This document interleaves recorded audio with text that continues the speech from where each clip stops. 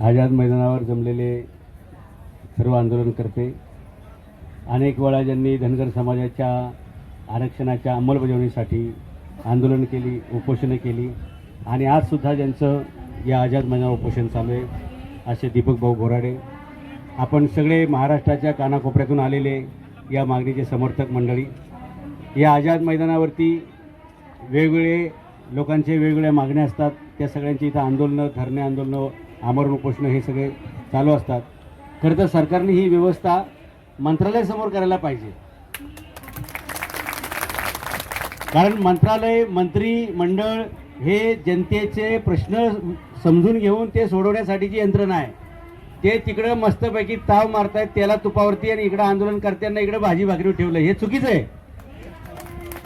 माझी पहिली मागणी अशी आहे की जो कोणी इथं आंदोलन करेल त्याला सरकारने स्पॉन्सरशिप दिली पाहिजे। गावखेड्यातून लोकांनी आपलं काम धंदा सोडून यायचा, त्यांचा रोजगाराचं नुकसान होतं ते भरून दिलं पाहिजे, कारण कुणी काय आपलं कुटुंब सोडून गाव सोडून विनाकारण येत नसते।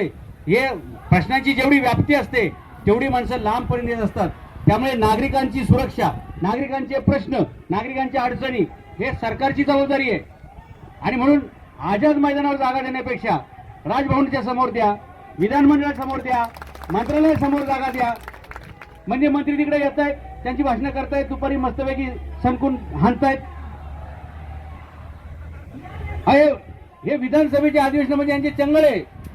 इकडे मुंबईत मजा करतात समुद्रकिनारी, तिकडे नागपूरला गेले थंडीची मजा करतात, तिकडे हुरडा पार्टी काय करतात, काय करतात, हे जाहीर बोलतोय मी तुम्हाला। लोकांचे प्रश्न किती सोडवले तुम्ही, याच्यासाठी ते अधिवेशन असते, बरोबर। त्या अधिवेशनाचा उद्देश हा नागरिकांचे प्रश्न सोडवणे। दीपकभाऊ बोराडेंचा आज उपोषणाचा 9वा दिवस आहे। खरं तर सरकार संवेदनशील असतं तर पहिल्या दिवशी येऊन तुमची मागणी काय ते समजून घेऊन त्यांनी मान्य केली असा त्यांचा आदेश यायला पाहिजे होता। पण ज्या अर्थी सरकार इथं येत नाहीये त्या अर्थी नक्कीच सरकारपर्यंत एकतर आपण पोचत नाहीये किंवा पोचलो असेल तर सरकारकडे समजून घेण्याची कुवत नाहीये। आणि जगातलं कोणतंही सरकार असो त्यांचं एक वाक्य फिक्स असतं, ते वाक्य तुम्हाला सांगतो, तुमच्या सर्व मागण्या आम्हाला तत्वता मान्य आहे। या तत्वता एका शब्दामुळे एवढं काही नुकसान झालेले, गेल्या 75 वर्षात तत्वता शब्दामुळे सगळी आंदोलनं बाद झाल्यात। त्यामुळे तत्वता वगैरे नको, जेवेळी काही आंदोलन लोक करतात त्यावेळी तिथं त्यांचं शिष्टमंडळ आलं पाहिजे। महाराष्ट्रात काही लोकांसाठी येतात, महाराष्ट्रामध्ये काही लोकांच्या आंदोलनाच्या वेळी मुख्यमंत्री येतात, मंत्री येतात, तोच नियम, तोच न्याय सर्वच आंदोलनकर्त्यांना लावला पाहिजे। माझं म्हणणं ठीक आहे, तुम्ही मागण्या मान्य करताल नाही करताल नंतर बघू, पण ज्यावेळी नागरिक काय प्रश्न घेऊन उपोषणाला बसतात त्यावेळी तुम्ही सहानुभूतीपूर्वक तिथं येऊन तुम्ही त्यांची विचारपूस केली पाहिजे।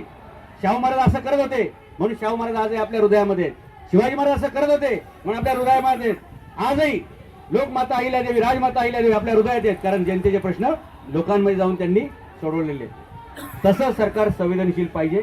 मला वाटतं आज अधिवेशन शेवटचा दिवस असेल, उद्या संपर्क होईल, त्याच्या अगोदर पुन्हा एकदा आपलं शिष्टमंडळ जाऊन मुख्यमंत्र्यांना भेटलं पाहिजे आणि त्यांच्या कानावर, बघा ऑलरेडी त्यांच्या कानावर जात असते, पण कानात गेलं पाहिजे, कानात गेलं पाहिजे। जे आपल्याला मानणारे आमदार आहेत त्यांचे कान धरले पाहिजेत की समाजाच्या मतावर तुम्ही आमदार झालेला आहात, तर आता तुमचं मत काय हे जाणणं समाजाची जबाबदारी आहे। म्हणून त्यांना बोलतं करा, त्यांना व्यक्त करा, आणि तुमची जी काही मागणी आहे ती घटनेच्या चौकटीतली आहे, कायदेशीर आहे, तर सरकारने ती समजून घेतली पाहिजे आणि तसा न्याय दिला पाहिजे। उद्या जर दीपकभाऊ बोराडेंचं काही बरवाईट झालं तर याची नैतिक जबाबदारी सरकारवरती राहील, हे तुम्हाला सांगतो। आणि अंत पाहू नका, हे चळवळीतले कार्यकर्ते आहेत, चळवळीत तोच पठ्ठा येतो जो मरणाला घाबरत नाही। त्यामुळे दीपक भाऊंचा आता बीपी मला वाटतं 60च्या खाली गेलेला आहे, बरोबर, शुगर खाली गेलेली आहे, म्हणजे परिस्थिती अत्यंत वेगाने खाली ढासळती आहे, चिंताजनक आहे। सरकारने ताबडतोब इथे एक डॉक्टर द्यावा, त्यांचं शिष्टमंडळाने इथे येऊन अधिवेशनाच्या समारोपाच्या अगोदर मंत्रिमंडळाने इथं यावं आणि दीपक बोराडे साहेबांचं मत जाणून घ्यावं अशी माझी मागणी राहील। गरज पडली तर मला सांगाच, मग गरज पडली लक्षात घ्या, मी जिजाऊंचा वारसदार आहे, मला जात धर्म याच्या पुढचा विचार करणारा माणूस आहे, नाही तर मी तिकडूनच विचार केला असता, अरे पिवळे झेंडेवाले आपण गुपचूप तिकडून जाऊ, अजिबात नाही। ज्या लोकांनी शिवाजी महाराजांच्या खांद्याला खांदा लावून काम केलेलं आहे त्यांच्या खांद्याला खांदा लावून काम करणे माझी जबाबदारी आहे। आणि जात धर्म याच्यापेक्षा या महाराष्ट्रातील गोरगरिबांच्या पोटाचा प्रश्न सोडवणं, रयतेच्या प्रश्न सोडवणं, याच्यासाठी आमचा लढा कायम चालू आहे. म्हणजे मी याची मर्यादा कधी बाळगत नाही का, की मी एका राष्ट्रीय पक्षाचा अध्यक्ष आहे, मग आंदोलनाला कसं जाऊ, यांची बाजू कशी घेऊ, अजिबात नाही. जो प्रश्न आहे त्याच्या सोबत आपण उभं राहिलं पाहिजे. म्हणून मी स्टेजवरनं भाषण केलेलं नाही, मी खाली आलेलो आहे, कारण मी तुमच्यापैकी आहे, मी तुमच्यामधला आहे. त्यामुळे दीपकभाऊ बोराडे यांच्या या मागण्यांना सरकारने सकारात्मक प्रतिसाद दिला पाहिजे आणि लवकरात लवकर चर्चेतून हा प्रश्न सोडवला पाहिजे.